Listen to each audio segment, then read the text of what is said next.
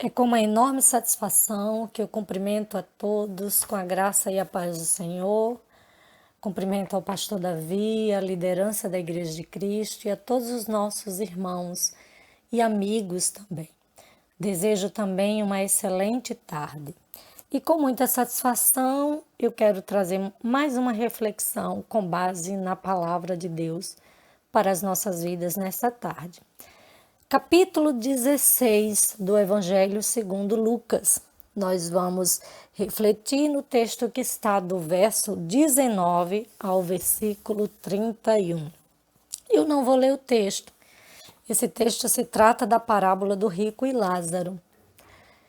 E se você puder e tiver uma Bíblia na sua casa, eu peço que você abra para que esteja nos acompanhando dentro daquilo que iremos destacar.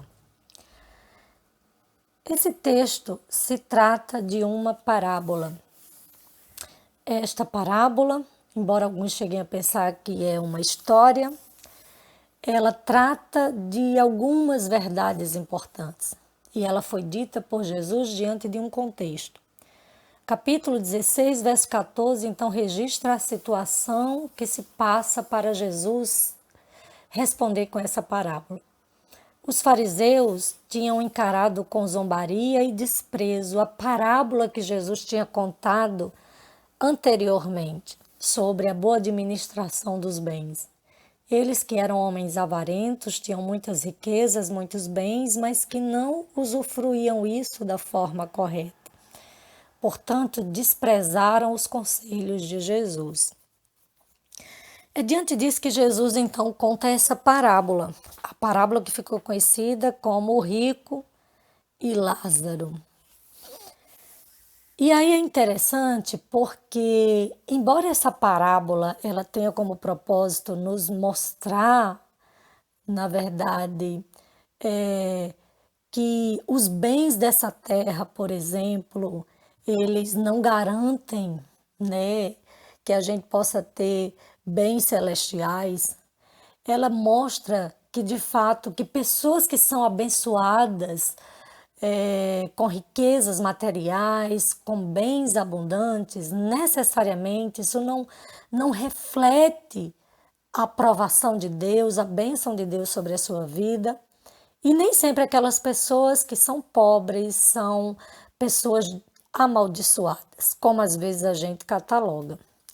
Então, essa parábola ela mostra dois personagens aqui em contrastes, para confrontar os fariseus. E aí, nessa parábola, Jesus vai contar essa história, de um homem chamado Lázaro e de um homem rico.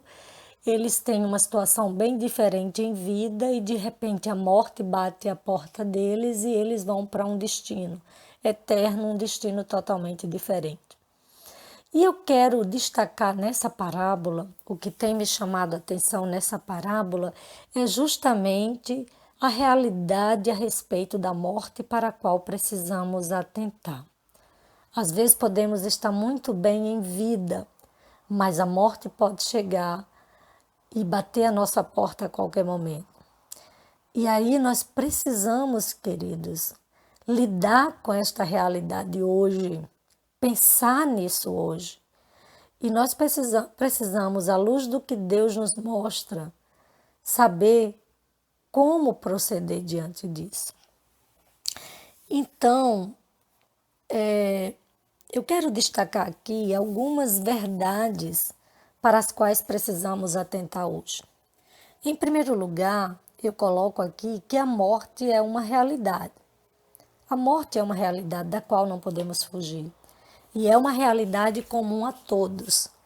Veja que tanto Lázaro, que era um homem mendigo, um homem cheio de chagas, que vivia à porta daquele homem rico, ele de repente teve o seu encontro com a morte. Do mesmo jeito, aquele homem abastado não pôde pagar nada para evitar esse dia. Ele então se depara com a realidade da morte. E a morte, portanto, é uma realidade da qual não podemos fugir. Nós não podemos evitar a morte. Nós podemos pensar nisso e verdadeiramente, de fato, atentar para isso hoje. Mas nós não podemos evitar o dia da morte. Em segundo lugar, a gente destaca que a morte leva a um destino. A morte levou Lázaro a um destino, ele foi recebido por uma comitiva, os anjos o levaram ao seio de Abraão, e o texto diz que ele vai ser consolado também, vai viver em consolo. O rico, diferente disso, né? Talvez tenha tido muita pompa no seu funeral, mas do outro lado não vai ter ninguém para recebê-lo. Ele vai parar num local de tormento, sendo, portanto, atormentado em todos os momentos.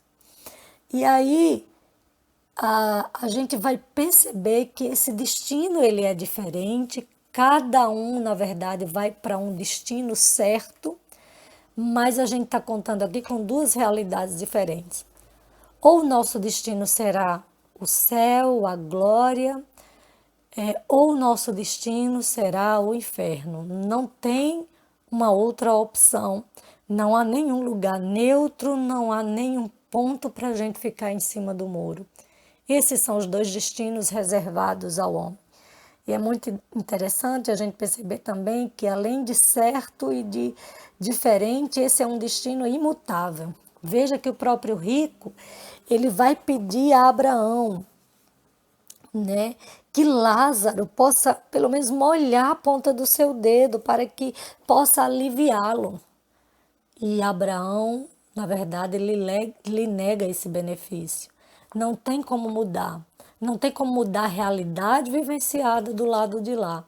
E não tem como mudar, na verdade, os dois lados. Não tem como passar de um lado para o outro.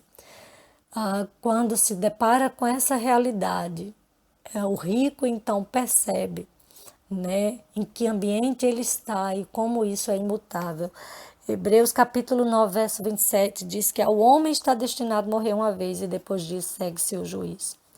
Outra verdade que a gente destaca é que a morte ela traz um aviso, né? Esse aviso é que nós devemos estar preparados.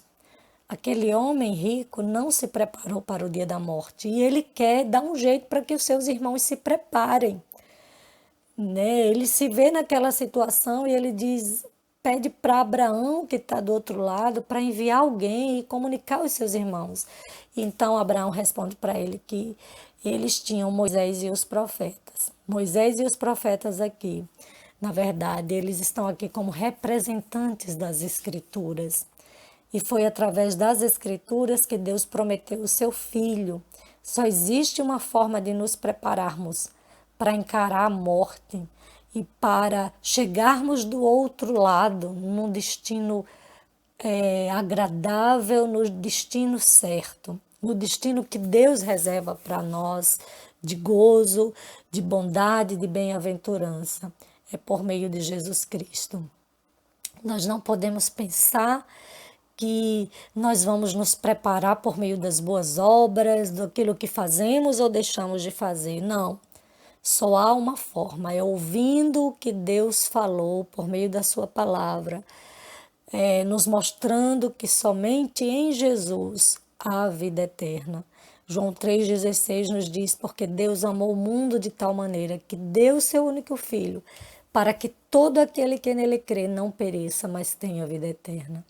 Eu espero que Deus chegue com essa palavra ao seu coração, que você atente para isso, antes que seja tarde demais.